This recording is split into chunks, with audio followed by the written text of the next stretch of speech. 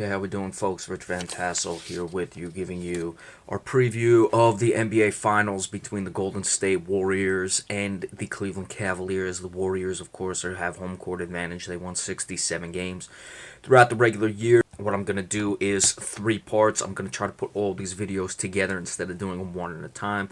Trying some new things, trying to upgrade with the channel. I know I haven't done the best with the videos. As far as, the creativity, any of those things, we're going to try to improve. We'll start right here. So what I'm going to do is we're going to give you the storylines of the series first. We're going to give you the player preview, the player focus second. And then I'm going to give you the predictions third of who will win and, what to look for and all those things, how I expect the series to go, all that good stuff. Now, first, the storylines. They were talking about it today as far as Steve Kerr. I think that is one of the more important storylines as to what may happen in this series. But I think Mike Brown is a capable coach. However, a lot of the talk moving forward has been, we finally got it. We've got, the trilogy, this, that, and the other thing. And I wonder how much does that really... I don't know if excuse is the right word or gives a pass to what has happened thus far. I mean, these playoffs have been terrible. Look, these two teams playing in the finals are combined 24-1 throughout the playoffs between the two teams. So that's, the playoffs have been terrible. There's really no other way around it. And I don't know how good this finals would have to be to save it. The fact is the finals are going to be the last thing we remember. So regardless, I don't think it has to be the 7-game epic or anything like that, but that's going to be the talk, and you can already hear them talking as far as they do it, how this has got to be it. So clearly the narrative is out there. I'm pretty sure that the NBA has recognized how bad these playoffs have been, because they're having everybody and their mama talk about, the regular season wasn't that bad. We finally got it. Here we are. Trilogy, all these marquee matchups, all this stuff. As far as the storylines, look, we discussed the Golden State Warriors last year when they were going for the potential three-peat, which they could have done, but of course now they can't because they lost that series. And as far as, the Bulls, who had their three-peat in the late 90s, which included the 72 wins, and of course the Warriors won 73 last year. That Bulls team, remember, in the 3 seasons, they won a combined 248 games, including playoff victories. Now, you only needed 15, as opposed to now where you need 16 in the playoffs to win the championship. So they had 248. The Warriors come into this series with 251, or 250 it is, excuse me. So they can get all the way up to 254, which would mean 6 more victories. Now, again, they have the advantage of 3 more extra victories, or they would have the advantage of 3 more extra victories had they won last year's finals, which they did not, but you get an extra victory in the first round. But still, that would put them 6 victories over. If you're not counting the 3, let's give the Bulls the extra 3. That would be 251 that they don't really have. So certainly the Golden State Warriors had a chance. You can't consider it now, but if they were going for the three-peat, they would certainly have the consideration to be the best team ever, maybe the best dynasty ever in the NBA. You look at teams like the Celtics, that was much more extended. 11 and 13 years. You have the Spurs, they're 5 and 15. Those would clearly be in the conversation, but those are much more extended than the three-peat. However, the best the Warriors can do is win 2, but still, regardless, you win 254 games. That's very impressive. They would have not won any less than 67 in the regular season, and if they win the championship, any less than 83. So I think Golden State absolutely has to have this regardless, because you get that many wins. Let's say they don't win any. That means they would have won 250, which would still be the most ever in a 3-game span. You're only showing 1 title to come away with it. Not going to cut it. Now, as for the Cleveland Cavaliers, LeBron James, he's clearly, as he said, chasing Jordan. Again, I don't think Jordan is the greatest ever. I think it's Kareem. I don't think LeBron needs to get caught up in all that hoopla. He just has to focus and play basketball. But with that being said, clearly a loss would give him 5 finals losses as compared to 3 victories. He wins this, he evens himself up at 4-4, and then really gives himself a shot. And if LeBron is concerned with catching Jordan, I don't care if Jordan didn't ever lose the finals and LeBron James will have lost 4. If LeBron James gets the 6, because to me, it doesn't matter where you lose the finals or where you lose in the playoffs. If it's in the finals or if it's not in the finals, Oh, so if you lose in the first round, which Jordan did basically his entire career in the 80s, it's okay, but not losing in the finals is all right. But if you lose in the finals, that's a problem. So I don't know, but certainly LeBron can't. I mean, he's 32. He'll turn 33 early next season. He can't let any opportunities pass that he has to, get finals. So he's looking for this one here. I think Golden State is the far superior team, however, and it's going to be tough for them. But as we said, Golden State to me has much more pressure riding on them than the Cleveland Cavaliers do as far as LeBron James chasing Jordan. LeBron has gotten his rings, he's gotten to the finals, he's certainly elevated his game. So to me, it's not all about rings as far as whether LeBron will be the greatest or not. Golden State to win as many games as they had over these 3 years and only win one championship, if they don't win this one, would be clearly disappointing. So to me, between the two teams, the storylines would clearly try to have to be, or the pressure to me would be on Golden State. And Golden State also added Kevin Durant. That's a separate issue. We'll get into that in just a moment. But you look at the Golden State Warriors with winning 73 games. It really should have won the finals last year. We're up 3-1, blew that lead. You can talk about the Draymond suspension. I think that allowed that other game to be played. However, when that other game was allowed to be played, that's when Andrew Bogut got hurt, and I think that was the difference in the series because Tristan Thompson was really a monster in the playoffs after Andrew Bogut was out last year. Now you don't have Bogut anymore, but those are things we'll get into when we break it down as far as just the basketball sense of it. These are the storylines. So Kevin Durant, can he get the title? He's been talking a lot, saying how it's not his fault that the league has its problems, which I agree with in some sense, but he made the statement that, everything isn't all about rings. Well, if it's not all about rings, why wouldn't you either stay in Oklahoma City, or I got a better idea, why wouldn't you have gone to Boston? I mean, you look at, and again, I am a Celtics fan, but you look at the Celtics situation coming into this season, and we discussed it then. I'm not going to really rehash it too much. But, for him, if he were to have gone to Boston and been able to take a Boston team that did pretty well this year, made it to the conference finals, and he was able to lead that team to a finals, he would really cement his legacy. And if to him it's not all about winning championships, then he wouldn't have had that fear of not winning. So I don't buy that for 1 second, and I think, again, I like Kevin Durant. To me, he's better than guys like Kawhi Leonard. I think they put over him. Really, the only guy you would say to me is better than Kevin Durant would be LeBron James, certainly at his position. I think Russell Westbrook is still right up there, but he's better than guys like James Harden. He's certainly better than an Isaiah Thomas, though Isaiah Thomas will do better in the MVP voting. He's a great player, and he's got to be able to take over, and I think a lot of pressure is on him to win this championship. We'll have to see, but that is one of the biggest things in this series, and of course, if he doesn't get it done, he's going to look really bad. I think he can opt out and leave Golden State if he's not able to win it this year. So that is one of the things to keep an eye on moving forward. But those are the three biggest storylines of this series. Obviously, Steve Kerr, will he be able to coach? What distraction? And I don't think there will be much of a distraction in that case if he can or can't coach, or when he comes back or when he doesn't come back. The pressure of the two teams, I see that there is more, or I believe there is more pressure on Golden State with the amount of games they've won over these past 3 seasons, regardless of if they win a game in this series or not. If they don't win the finals, that means that they will only cash it in with one championship. And of course, LeBron James, can he let this one waste, in his quest for Jordan to get to 6? So we'll see that moving forward. Okay, how we doing, folks? Rich Van Tassel back with you.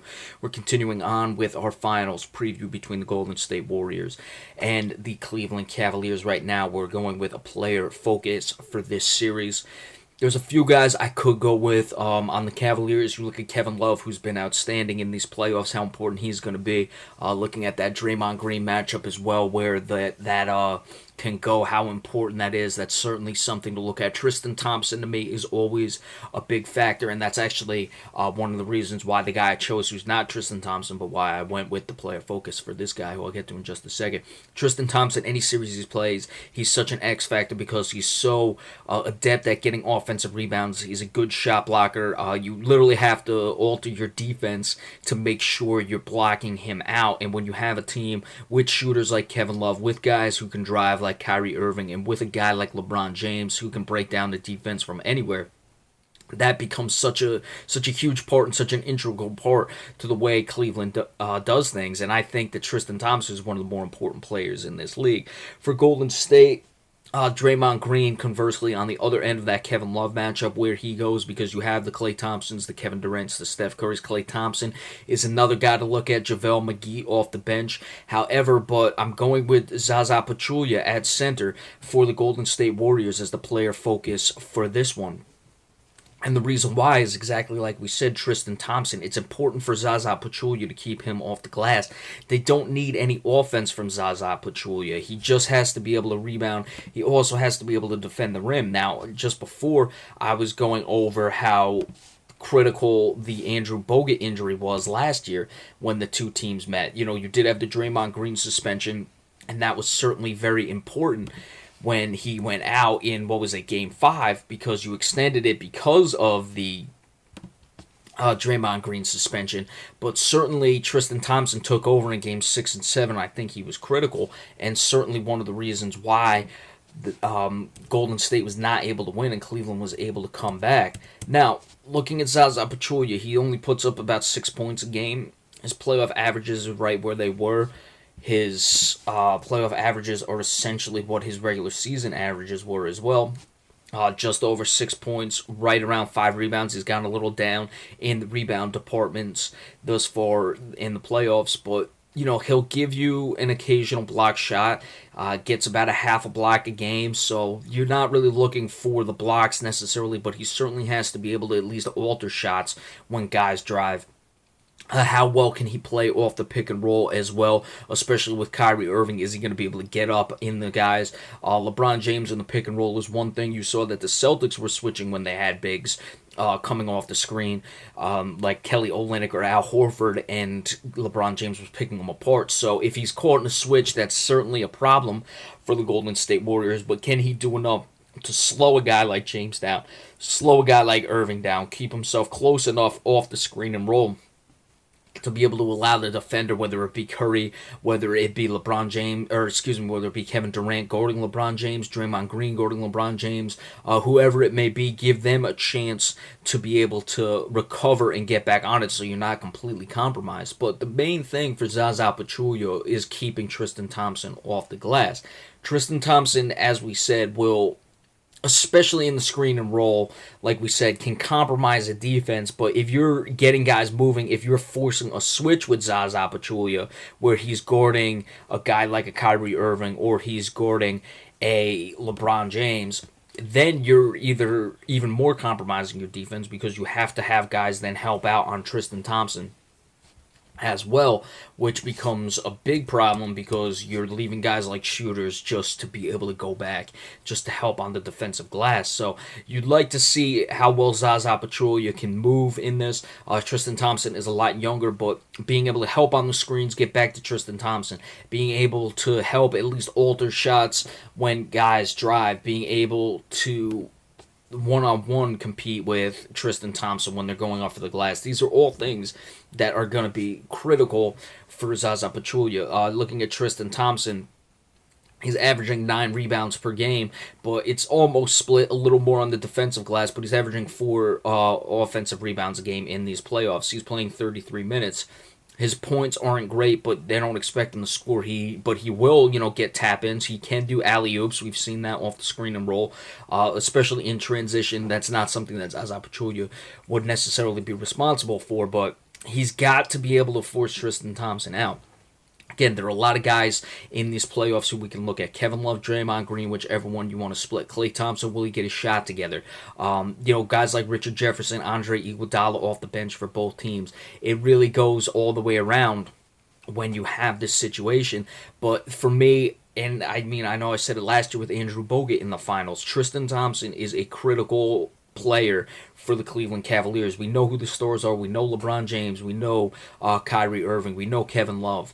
We know guys like Steph Curry for the Warriors. Kevin Durant, of course. But Tristan Thompson, what he does just enables so many things for the Cavaliers to do offensively, and it's going to be very, very important that Zaza Pachulia can keep him off the glass and also get back in the screen and rolls when they do that and move forward. Okay, how we doing? Rich Van Tassel finishing up our finals preview. We got the prediction right here. Now I'll just say I like the Golden State Warriors in 5 games. I expect it to be a short series. Now with that said, I will give you the reasons why. First things first, the Golden State Warriors are just a far superior team to the Cleveland Cavaliers. And the talent level to me is just over the top now that they've got Kevin Durant. Remember, I expected that the Golden State Warriors were going to win last year's final with pretty much ease, and they really should have. I picked them in 6 to win last year's final. They were basically set to win in 5. The problem was there was a Draymond Green suspension that allowed for Andrew Bogut to get hurt. Even with the Draymond Green suspension, had Andrew Bogut not gotten hurt, I would have still expected the Golden State Warriors to clean that up in 6. Then what did they do? They went out and added Kevin Durant. Now you look at the Cleveland Cavaliers, what have they done? They've certainly added guys like Kyle Korver. He's an interesting player. He can certainly do things off the bench, and he's a guy who fits that offense pretty well, especially if you're playing with LeBron James instead of a guy like Kevin Love. Kevin Love can hit the threes.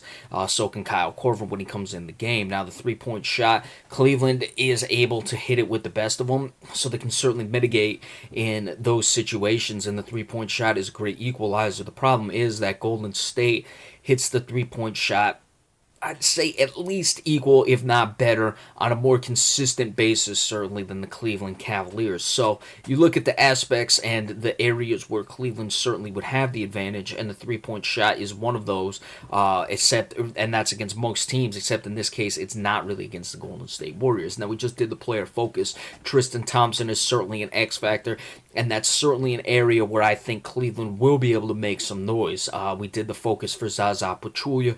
I expect him to be able to battle, but in the end, I would take Tristan Thompson winning that matchup.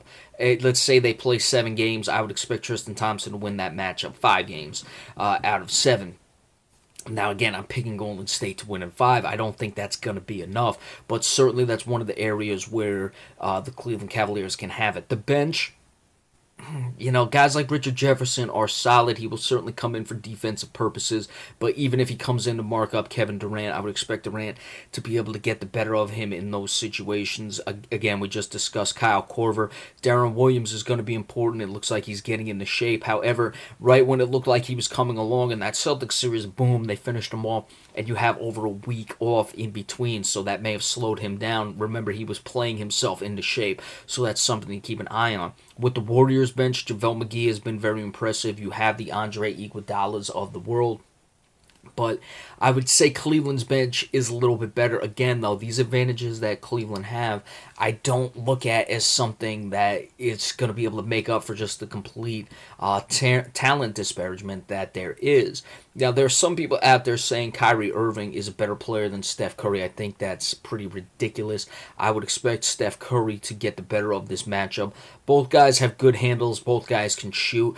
Curry, I feel, is the better shooter. Curry just a bit taller, and, people make the marks about Steph Curry that he's not necessarily that big. I think he's, pretty well put together. He may not be necessarily bulky, but I don't think he lacks for strength, and Kyrie Irving is not a guy who's necessarily bulky either. Speed-wise, you may give it to Kyrie Irving, but again, you're not looking at either one of these guys to produce on the defensive end, and I think that's a matchup that's going to favor the Golden State Warriors. Shooting guard, obviously the Golden State Warriors, Amon Shumpert, J.R. Smith, whoever gets the start, Klay Thompson is the better player. Now, Klay Thompson has not played well at times in these playoffs. If he struggles a bit, that will certainly open the door for the Cleveland Cavaliers, so keep an eye on that. But in the end, Klay Thompson, I expect him to come along. I think the days off, while usually hurting guys who are in rhythm, so that may hurt some guys like Steph Curry, I think it's actually going to help Klay Thompson in this case because he was a guy who's never really in rhythm. So he's going to get started and moving forward. Small forward position, you're going to have Kevin Durant and LeBron James. As good as Kevin Durant is, you got to give LeBron James the advantage in that regard. However, I expect Draymond Green to be the guy who's going to draw a lot of the defensive responsibility on LeBron James, while LeBron James will draw a lot of the defensive responsibility on Kevin Durant. So you have a bit of a cross match there. So just as we just said, when Kevin Love is on the offensive end. He's going to be marked up by Kevin Durant for the most part. When he's on the defensive end, he's going to be marking up, I would expect, Draymond Green at times. So keep an eye on that. But I give just as far as production output, I will give the small forward advantage to the Cleveland Cavaliers, and the power forward is probably as close as it gets. I'm going to give just the nod to Draymond Green for the Golden State Warriors in that regard, because I feel he's a better defensive player than Kevin Love, and I feel that he will be able to do enough defensively against LeBron James. When he has to mark up Kevin Love, he will do a job, and I think Kevin Durant being on Kevin Love when that matchup occurs, it will be pretty good for Kevin Durant, and it will allow him more offensive freedom, and he can stay at home and not allow Kevin Love to get started from three. But Kevin Love has been hitting his threes at a torrid pace these playoffs. As we just said, I give Tristan Thompson a big-time advantage over Zaza Pachulia at the center position. That's one of the things that, to me, is Cleveland's best area. Most advantage in this series goes to them at the center position. So that's going to be it's going to be very important that Tristan Thompson routinely outplays Zaza Pachulia for the Cavaliers to keep it close. And Zaza Pachulia, if they don't want to have their hands full this series, will have to do a better job than others have done against Tristan Thompson, and certainly be able to stay on the court. As we said, Andrew Bogut was not able to do last season. Now, Cleveland, what they're going to have to do defensively, really, what can you do? It's going to be LeBron James on Kevin Durant at times. You really don't have much of a choice. Kevin Love will get shredded. Kyrie Irving is going to have to pick up his defensive intensity. Iman Shumpert will have to do a good job when he's in the game on Klay Thompson. Again, you might put Richard Jefferson on Kevin Durant when he comes into the game, and I expect Durant to be able to work, Richard Jefferson just routinely in this series. As far as Kyrie Irving marking up Steph Curry, I don't see anything that Kyrie Irving can really do to slow him down. And Draymond Green should be able to take Kevin Love, that is, into the post and work him in that regard. So it's just not looking good on the defensive side of things for the Cleveland Cavaliers. Now, when Cleveland's on offense, I expect a lot of pick and roll, as we said when we did the player profile. Zaza Pachulia, if they're running it with Tristan Thompson, is going to have to stay connected. If they allow Kevin Love into the pick and roll, I would expect a lot of switches. Say it's Kevin Love and LeBron James. I wouldn't even do that if I'm the Cleveland Cavaliers, because you can just switch that matchup all game long and not really lose much if you're the Golden State Warriors. If it's, a Kyrie Irving, Kevin Love pick and roll, you could still just switch that. Again, Kyrie Irving with the Tristan Thompson, then Zaza Pachulia, same thing with LeBron James. He has to stay connected. While I don't like the switches that much, you'd be leaving a point guard on a Kevin Love. Kevin Love may drift to the three-point line, so I like the way it matches up for Golden State when Cleveland goes to the bread and butter pick and roll. I don't see much that is really going to affect them. Even if they switch at times, it's not gonna kill them. But when they do have Tristan Thompson in the pick and roll, Zaza Pachulia has to stay connected. He has to get up on those guys, and he has to be able to get back. You can't switch that one, as we just saw with the Boston Celtics in the Eastern Conference Finals, or otherwise you're in for a lot of trouble, if you ask me, if you're the Golden State Warriors. Cleveland, the game one with the rust. I think the rust affects a team like Golden State more, though both of these teams have been off. I'd say that's their best chance to win. I would see it going 2-0, heading back to Cleveland winning Game 3, and I expect Golden State to come out and win Game 4, take the 3-1 lead back to Golden State. Remember, it's no longer 2-3-2, and Game 5 in Golden State, I expect them to finish it off there. One of the things I didn't like it in last year's finals, was the excessive days off, especially off the travel days. You have 2 games off the travel days. Game 1 is on Thursday, Game 2 is on Saturday. There's some time off. I feel that was one of the things that also affected the Golden State Warriors last year, because they got caught in a situation where, if you remember, Steph Curry and Klay Thompson didn't get going early on. And when they did get going, boom, you had some days off. So I don't like that. We're going to have to just see what happens. I think the NBA has got to address that. I don't even care if you want to do the extra day off between road games, but you can't then have extra days off. It should just be one day off in the games that are not travel days. And remember, once you get past game 4, every time you play a game, you're going to travel after the next one. So let's say you play game 4. Let's just say it's 2-2 heading back to game 5. You would have 2 days off after game 4 before you play game 5, then 2 days off after game 5 before you play game 6, and then 2 days off after game 6 before you play game 7. And that's assuming there's not an extra day in there. That it's just so many days off. I don't like it. They've had plenty of rest. You don't need to just capitulate more, but that's something to keep an eye on. That is also something that could swing into Cleveland's favor, because I don't think they're as heavily dependent on being hot shooting as the Golden State Warriors are. But all in all, just too much talent for the Warriors. I don't think the Steve Kerr situation will affect them very much. And as we said, Warriors go up 2-0 heading back to Cleveland. Cleveland will get it to 2-1, but then Golden State will be able to win game 4 in Cleveland to take the 3-1 lead and then finish it off heading home. And I think it will be a relatively quick series. And, the NBA, well, we'll discuss that when we're done. If this is a quick series, then really what do? You have one of the most disappointing seasons in at least my memory watching the NBA, and probably in the history. But again, we'll discuss that. We'll see what happens moving forward and all of that when the series goes to a final. All right, so come tomorrow, we'll give you the recap of Game 1 when it goes final. Any flash alerts like a Draymond Green suspension that happened last year, we gave you that. We'll try to keep you as updated as we can on the finals, but be sure to stay tuned tomorrow. And remember, we appreciate all subscriptions as well. Thank you.